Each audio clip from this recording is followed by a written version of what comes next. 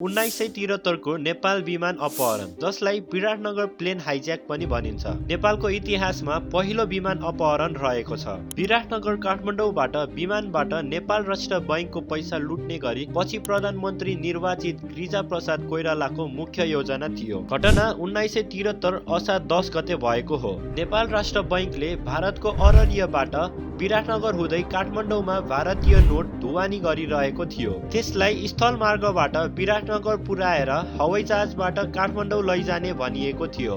राति 8:30 मा रोयल नेपाल एयरलाइन्सको 19 सिटको 3 ओटर यात्रु बाहेक विमान विराटनगरबाट काठमाडौँको लागि उडेको थियो। 3 जना अपहरणकर्ताले उडान भरेको 5 मिनेटमै विमान अपहरण गरेका थिए। उनीहरूले पाइलटलाई बिहारको घाँसे मैदानमा विमान अवतरण गर्न बाध्य पारेर नेपाल सरकारको 30 लाख भारतीय रुपियाँ लिए। विमानमा 3 जना चालक दल र 11 यात्रु थिए। अपहरणकारीले 2 वटा 33 रिभल्भर र एउटा ग्रेनेड बम प्रयोग गरेका थिए र कुनै यात्रुहरूलाई क्षति पुर्याएका थिएनन्। वसन्त भट्टराई, दुर्गा सुवेदी र नगेन्द्र प्रसादले प्लेन हाइज्याक गरेका थिए। गिरिजाप्रसाद कोइराला र चक्रप्रसाद वास्तोलाले लुट दार्जिलिङ पुर्याउने र बीपी कोइरालाका चिन्जानका बीएल शर्माको घरभित्र लुकाउने काममा संलग्न थिए। भारतीय देशवासी गणेश शर्माले जीपलाई अवतरण गर्ने स्थलमा ढकलेका थिए। फोरबेसगञ्जमा यस क्षेत्रमा संलग्न विभिन्न सदस्यहरू विनोद आर्याल, सुशील कोइराला, मनहरी बराल, राजेन्द्र दाहाल र बिरु लामा थिए। 3 कन्टेनर दार्जिलिङसम्म पुर्याउन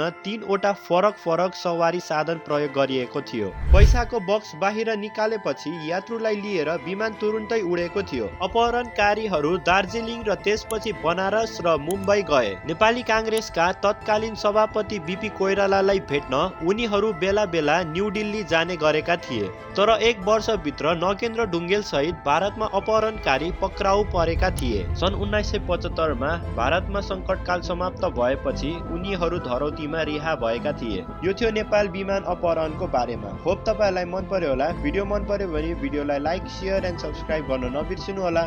त्यति दिनसम्मको लागि बाइ बाइ, जय नेपाल।